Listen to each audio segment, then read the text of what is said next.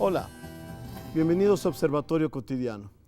Soy Fernando Castañeda y el día de hoy vamos a hablar de los vecinos distantes, México y Estados Unidos.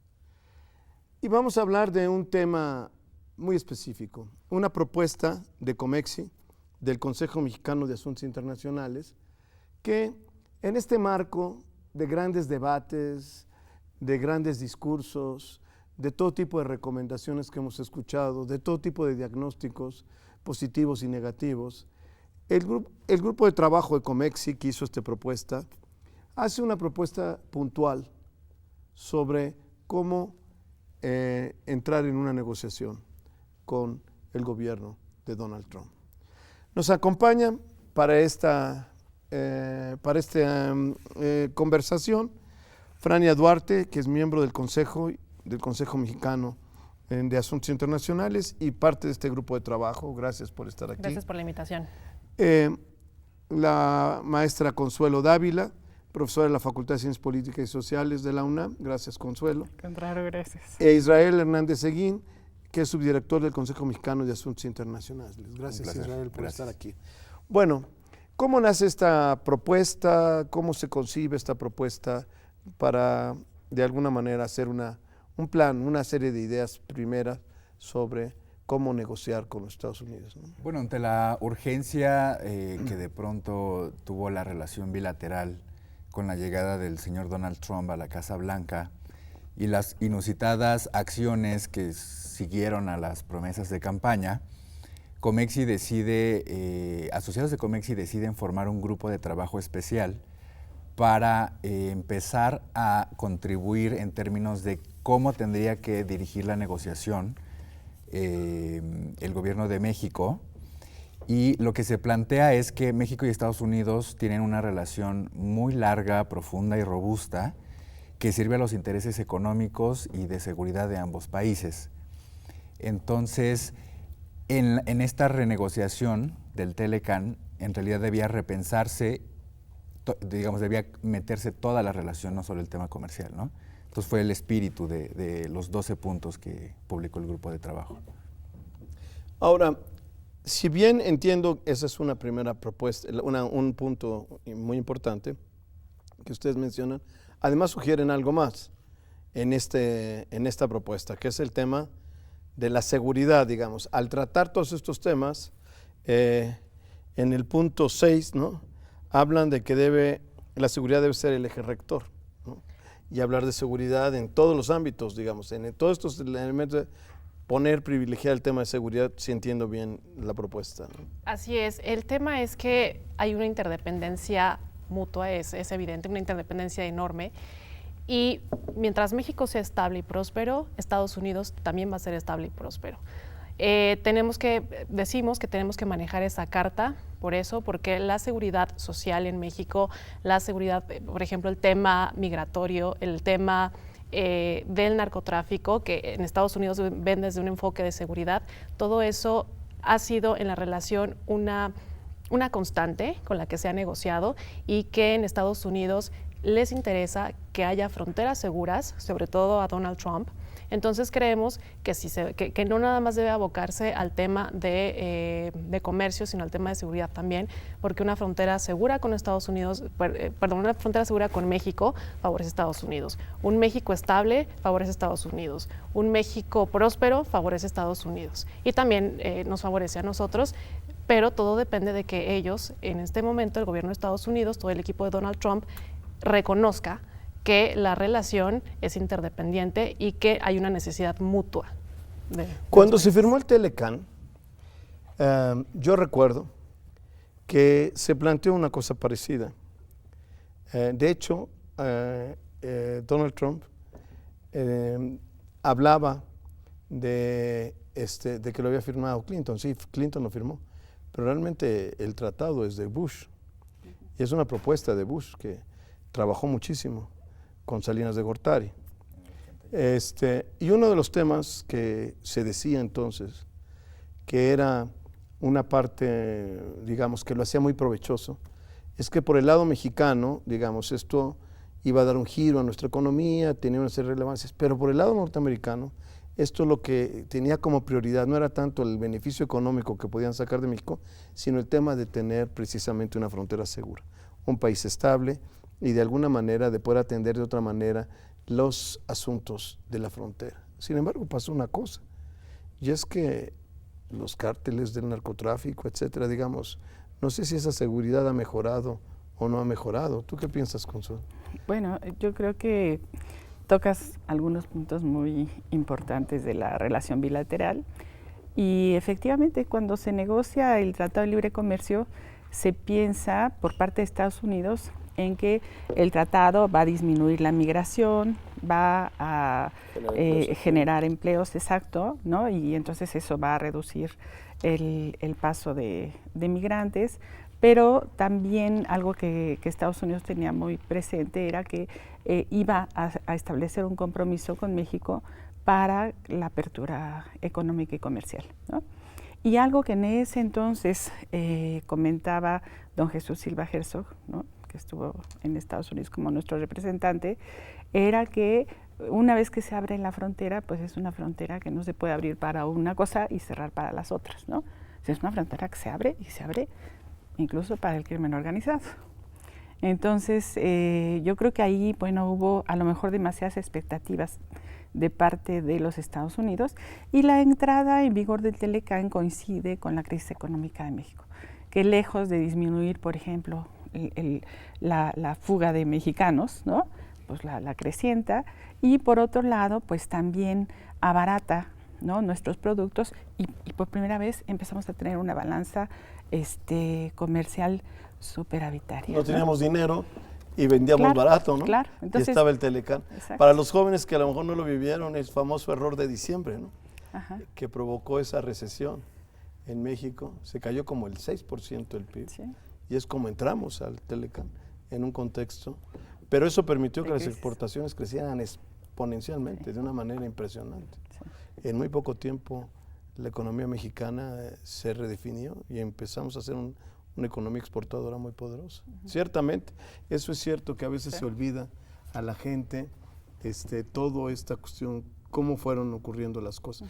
Pero yo creo que también en el tema de seguridad, y yo por eso ponía el tema de los cárteles, porque en principio eso pareciera, digamos, ¿no? Estoy metiendo si me permiten, una cierta trampa, porque eso es, digamos, es el argumento que mucha gente compró a Donald Trump, ¿no? Están los cárteles, están las amenazas de la frontera. Estaba viendo ayer una mesa estas que organizan en universidades, en ciertos foros, con la senadora Pelosi, que es la líder de los demócratas, ¿no?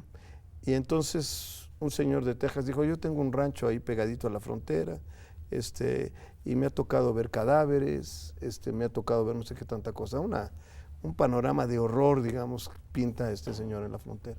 Y entonces esto aparece como una cuestión que hay que controlar desde el punto de vista de un muro, etcétera. Y yo creo que ahí no se plantea, no sé si ustedes lo están contemplando, un asunto básico. Toda esa cuestión tiene que ver con el consumo de droga. El principal consumidor de drogas del mundo, que es Estados Unidos. Antes, no sé si es una cifra, no es una cifra actualizada la que yo tengo en mente, no sé si sigue siendo igual, pero la mitad de las drogas que se consumían en el mundo se consumían en los Estados Unidos. Una cosa verdaderamente espectacular. Evidentemente, eso es un tema a propósito de la seguridad. O sea, ¿cómo lo contemplan ustedes? Yo creo que decir o pensar que un muro va a solucionar el problema del narcotráfico y las consecuencias que genera en Estados Unidos es una visión completamente simplista. Como decías bien, Estados Unidos es el principal consumidor de drogas en el mundo y también hay un problema ahí del tráfico de armas que van de norte a sur. Entonces, como en todos los demás aspectos, la solución de los problemas de las dos naciones tiene que ser bilateral.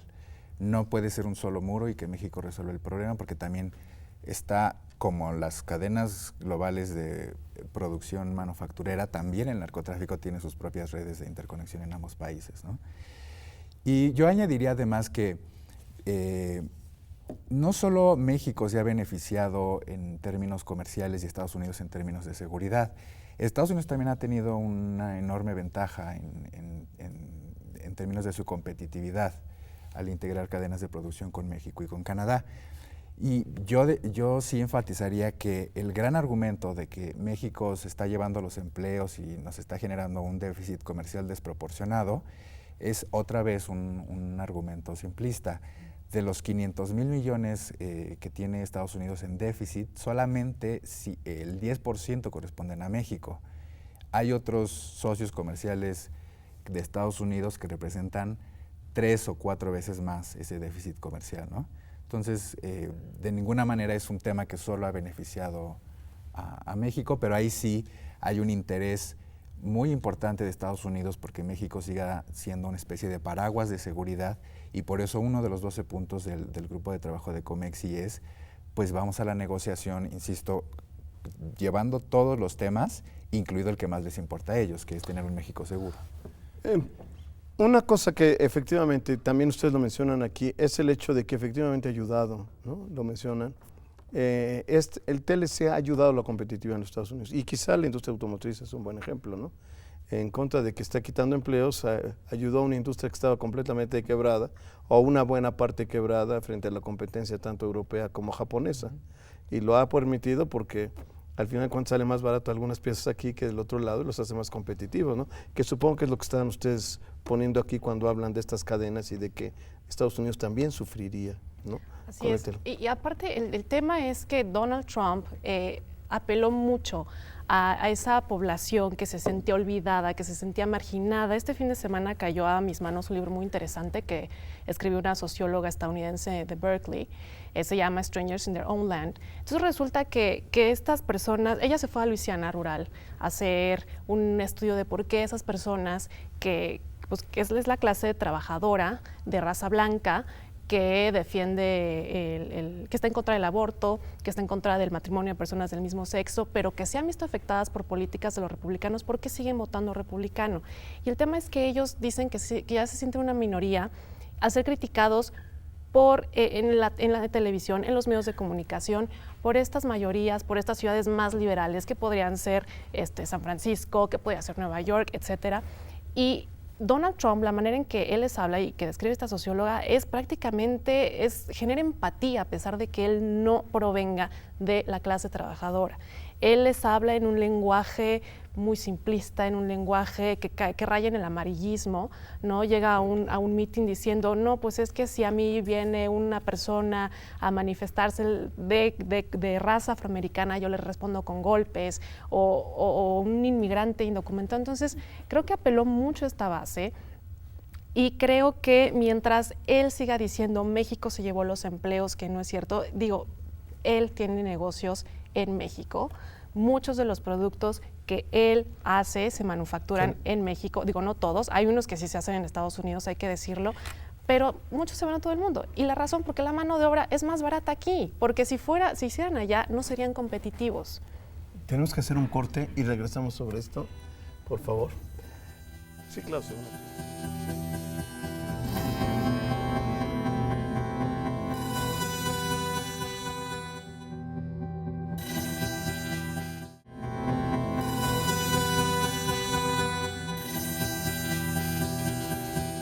Regresamos. Una cosa que decía Frania, que me parece muy importante, es que ahí hay una retórica, ¿no? Y ustedes lo mencionan también en su documento. Pareciera, y me parece un argumento muy interesante, efectivamente para Trump el poder generar esta lealtad, ¿no? Muy típica de los populismos en general y los populismos de derecha que ha habido en el mundo, ¿no?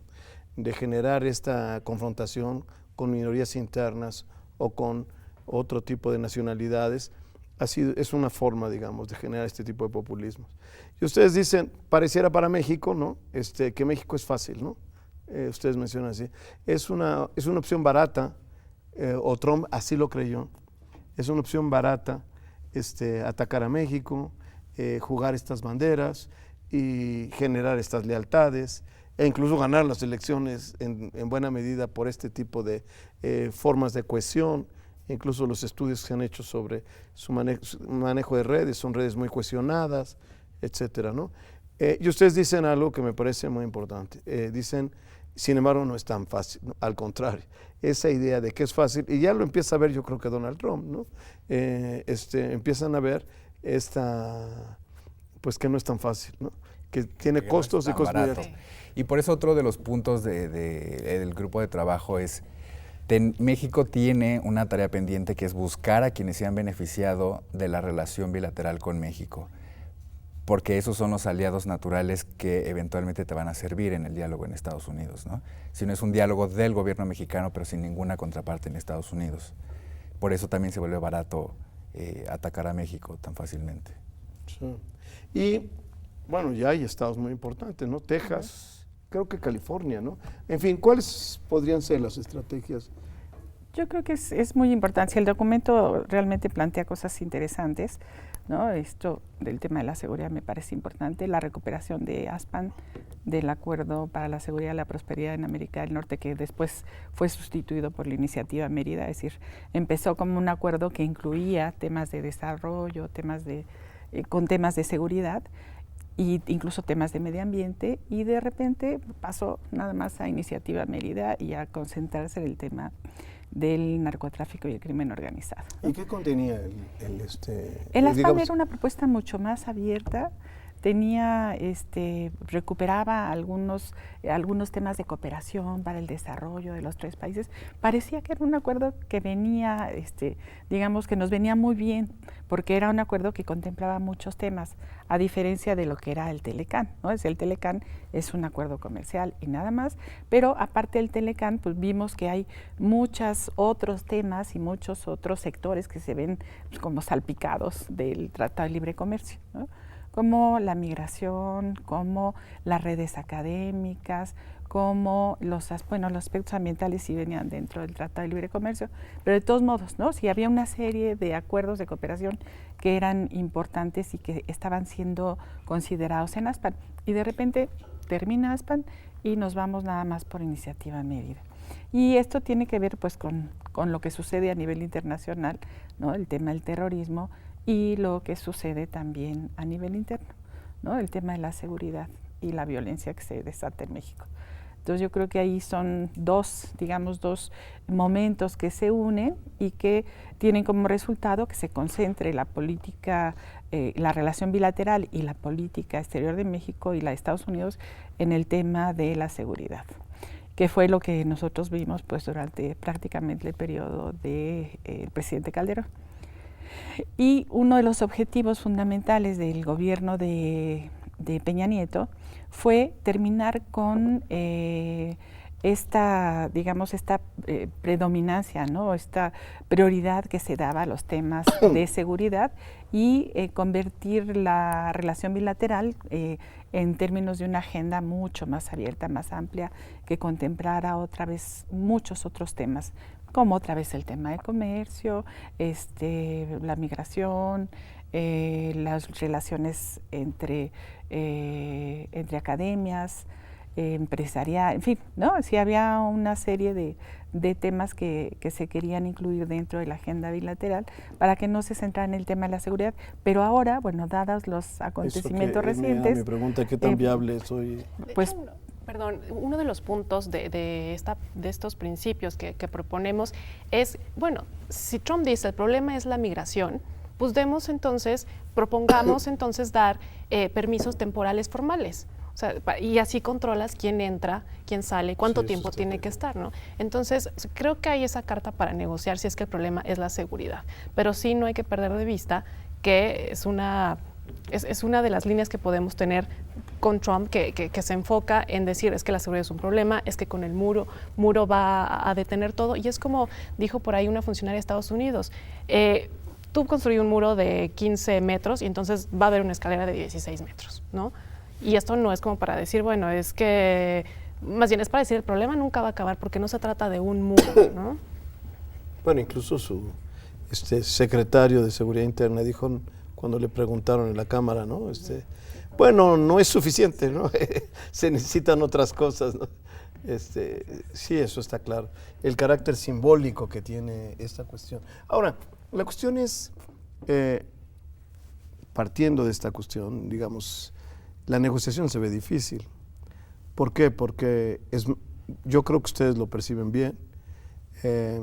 Trump usó esto más en un sentido simbólico, ¿no? Evidentemente no es que haya un problema económico de fondo con esto, no es que en realidad sea una solución para los problemas de seguridad, fue más bien una cuestión para generar una clientela política, para generar, digamos, una imagen de debilidad, que es otra característica de los regímenes autoritarios, por lo demás, ¿no?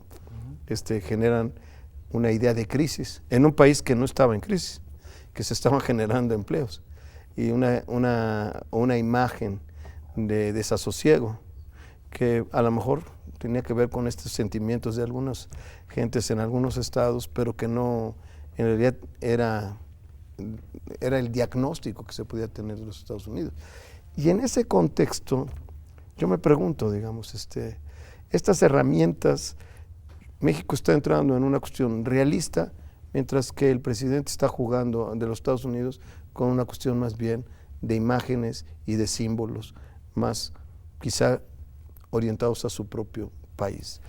¿No hay otras estrategias que puede seguir México en ese terreno? ¿No? Romper un poco con las mitologías. El expresidente Zedillo publicó hace poco un artículo en la prensa americana, que no sé si vieron, en donde dice, y me parece una visión muy certera, México debe ir a negociar con el gobierno de Trump si de verdad el gobierno de Trump quiere mejorar el TLC en términos de los intereses tanto de Estados Unidos como de México. Pero, como tú decías, si lo único que quiere y se va a concentrar en atender a su clientela política y mantener el discurso ideológico y tal, quizás México no debería perder el tiempo en esa negociación, porque México tiene el doble de acuerdos comerciales que tiene Estados Unidos y quizás es hora de ponerlos a trabajar, de empezar a aprovechar todas esas puertas de acceso que se tienen en el mundo y hacerlas crecer. Y decía su artículo, México puede prosperar aún sin Estados Unidos o aún con Trump, ¿no? aún con Trump en contra. Entonces, en ese sentido, el documento también enfatiza en México tiene, y el gobierno mexicano tienen las cartas suficientes para negociar sin caer en las provocaciones en las que ha caído el presidente Trump, ¿no? Y, por ejemplo, ¿qué tan viable es, ustedes lo han contemplado, por ejemplo, voltearse hacia Asia, hacia toda la zona del Asia-Pacífico, y abrir esos mercados? Es una posibilidad. Yo recuerdo que vino el presidente del País Vasco, el Lehendakari, ¿no? Creo que no espero estarlo diciendo bien, estuvo aquí en la universidad. Y una cosa que dijo que a mí me sorprendió fue, a nosotros nos interesa mucho México invertir. ¿Y por qué? Porque es la puerta para Asia. O sea, México puede ser la puerta de Europa para Asia. Y no sé si eso se está visualizando, ¿no? Pues eso se planteó cuando se firmaron todos esos tratados, que México estuviera en el centro y que fuera la puerta de acceso hacia Norteamérica, hacia América Latina, hacia Europa y hacia Asia, ¿no? Entonces quizás es hora de retomar ese planteamiento y ponerlo a trabajar en serio. Y ahí el tema no nada más es del gobierno, sino también pues del empresariado, ¿no? Porque tú vas a empezar a entrar a diversos mercados, entonces aprende a cómo negocian los asiáticos, a cómo negocian los demás países de América Latina, etcétera, y a adaptar también tus productos a esas audiencias, a esos mercados, porque tenemos mucha influencia estadounidense, digo, es evidente, pero creo que no nos hemos arriesgado a ver qué hay más allá de Estados Unidos, ¿no? Yo creo que aquí, por ejemplo, habría que considerar que uno de los, digamos, de los objetivos más importantes de la política exterior de este gobierno en México fue la negociación del Acuerdo Transpacífico. Y ahí pues tenemos, ¿no? 7 países de Asia y Oceanía que estaban en la negociación, con los que México ha tenido un mayor acercamiento.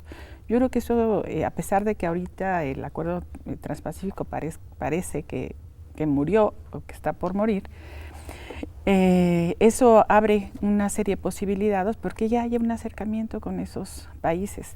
Y a pesar de que sí, el conjunto de la relación económica y comercial la tenemos con Estados Unidos, yo creo que esta apertura económica y comercial ha hecho que tengamos un empresariado, un sector empresarial mucho más internacionalizado, que ya no le da tanto miedo ir a otros lados, porque además ya no es el miedo de antes de que, híjole, si aquellos no cumplen y si no me reciben la mercancía ya que llega o si no me pagan, ¿no? Ahorita con todas las transacciones, pues vía transferencias electrónicas y todo, pues es mucho más sencillo tener certeza de los negocios que están haciendo en cualquier lado. Yo me quedo con dos ideas fundamentales.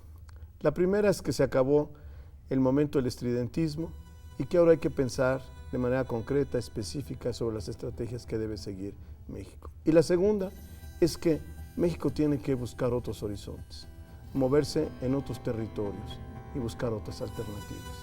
Muchísimas gracias y gracias a todos ustedes. Gracias. Gracias.